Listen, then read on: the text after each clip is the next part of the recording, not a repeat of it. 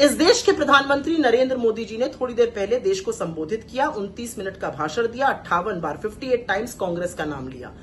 मतलब हर मिनट में 2 बार कांग्रेस को याद कर रहे थे। इस तरह से बौखलाए हुए, इस तरह से घबराए हुए नरेंद्र मोदी जी हैं। लगातार झूठ बोलते हैं और आज भी घड़ियाली झूठ बोल रहे थे। घड़ियाली आंसू बहाइए मत, महिला आरक्षण के पीछे मत छुपिए, महिला आरक्षण मुद्दा ही नहीं था।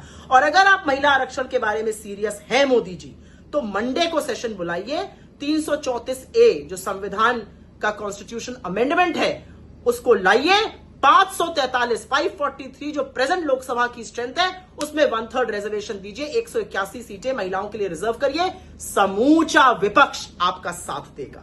लेकिन आप ऐसा नहीं करेंगे क्योंकि आप महिला आरक्षण के लिए सीरियस ही नहीं है। अगर सीरियस होते तो 21 सितंबर 2023 को जो आपने बिल पारित किया उसमें आप सेंसस और डिलिमिटेशन की शर्तें ना डालते। हम तो तब भी कहते थे मत ये शर्तें डालिए, ज्यादा से ज्यादा महिलाएं 2024 की लोकसभा में चुनकर आएंगी। हमारी बात मानी होती तो असम से लेकर पश्चिम बंगाल, तमिलनाडु, केरलम, पुदुचेरी, महाराष्ट्र, हरियाणा, जो चुनाव उसके बाद हुए, उड़ीसा, आंध्र प्रदेश, हर जगह महिलाओं की संख्या भारी होती। लेकिन आपने तब हमारी नहीं सुनी। यकायक आप जागे और आपको लगा कि आप साजिशन महिला आरक्षण के पीछे छिपकर मन मर्जी से अलोकतांत्रिक तरीके से एक डिलिमिटेशन कर देंगे, परिसीमन कर देंगे। लेकिन समूचा विपक्ष खड़ा हो गया, इस देश की आवाज बन गया और आपको आपके इस काम से रोक दिया। मैं समझ सकती हूं आपकी बौखलाहट, पहली बार आपका बिल इस तरह हराया गया है। 1990 के बाद इस तरह का कॉन्स्टिट्यूशन अमेंडमेंट हराया गया है। 2002 में पोटा हराया गया था राज्यसभा में, ये 1990 के बाद लोकसभा में ऐसा कोई बिल है जो हराया गया है। तो मैं आपकी झुंझलाहट समझ सकती हूं, लेकिन आपकी झुंझलाहट का यह मतलब तो नहीं है ना कि आप महिलाओं को औजार बना लीजिएगा। महिलाएं बड़ी समझदार होती हैं, सब कुछ समझती हैं मोदी जी। अब डिलिमिटेशन की बात करते हैं, जिस इशू से आप बचना चाह रहे हैं, इधर उधर भागना चाह रहे हैं। हम तो 50% करने को तैयार थे, बिल में क्यों नहीं डाल दिया आपने? अगर आप इतने सीरियस थे बिल में डाल देते 50%, आपने नहीं डाला। आपने कहा हम तो सर्वसम्मति कहां बनाई आपने? 29 अप्रैल के बाद कर लेते, 3-3 चिट्ठियां लिखी गई, रुक जाइए 29 अप्रैल के बाद कर दीजिए, आपने नहीं माना। और आप इतने सीरियस हैं विमेंस रिजर्वेशन के बारे में कि जो सितंबर 2023 का कानून पारित था उसको नोटिफाई आपने 16 अप्रैल 2026 को रात को 9:55 पे कराया। जब बिल उसके अमेंडमेंट के लिए टेबल हो चुका है, बहस शुरू हो गई है, उसके बाद आप उस अमेंडमेंट को नोटिफाई करा रहे। इतनी तो सीरियसनेस है आपकी इसको लेकर। खैर, मंसूबा जो आपका था डिलिमिटेशन करने का, उसका जो एक ट्रेलर था वो देश ने देखा है असम में और जम्मू कश्मीर में। असम और जम्मू कश्मीर में आपने मनमाने तरीके से डिलिमिटेशन किया, सिर्फ जिससे कि आप सत्ता में काबिज रहे। यहां काट छाट, वहां जोड़ दो, यहां काट दो, ये किया आपने। इसीलिए असम की और जम्मू कश्मीर की कंस्टिट्यूएंसीज में कहीं पर 8 लाख वोटर है, कहीं पर 25 लाख है, कहीं पर 6 असेंबली है, कहीं पर 12-15 असेंबली है। अगर यूनिफॉर्म ही करना था तो ढंग से करते डिलिमिटेशन। इसलिए देश आपकी साजिश समझता है, देश ये जानता है कि आप क्या करना चाह रहे थे और देश ने उसी का विरोध किया है। आप लगातार झूठ बोलते हैं। आपने आज खड़े होकर कहा महिला सब कुछ भूल सकती है, अपना अपमान नहीं भूल सकती। इसका अंदाजा तो आपको होगा। आपको पता है कौन अपना अपमान नहीं भूला है?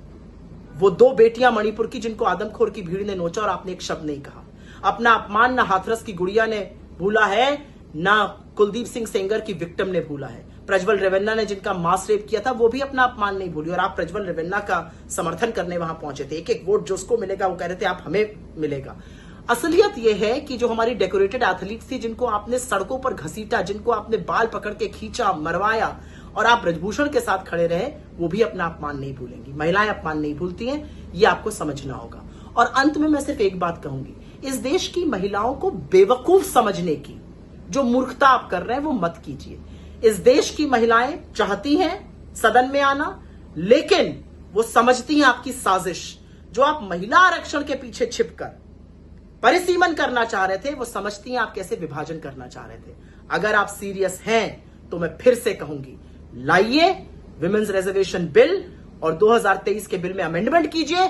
543 लोकसभा में 181 रिजर्व करिए महिलाओं के लिए। 100% समर्थन आपको देंगे। ये बात खुद राहुल गांधी ने, ये बात हमारी नेत्री प्रियंका जी ने, हमारे अध्यक्ष ने, सब ने कही है। अगर हिम्मत है तो वो करके दिखाइए। ये घड़ियाली आंसू बहाना बंद कीजिए। और मोदी जी, चुनाव चल रहा है वेस्ट बंगाल और तमिलनाडु में, आप सिर्फ विपक्ष को गरियाने के लिए टीवी पर आए, मॉडल कोड ऑफ कंडक्ट का आप ब्रीच करते हैं। अभी अलग बात है कि ज्ञानेश जी जो आपके बिल्कुल शिष्य हैं वो तो इस बात को मानेंगे नहीं, लेकिन जो आप कर रहे हैं विशुद्ध राजनीति है। और अंत में एक बात कहूंगी, उम्र में थोड़ी सी छोटी हूं आपसे, आप ना उस राजा की तरह है जो कहता है राजा बोला रात है, रानी बोली रात है। ये सुबह सुबह की बात है।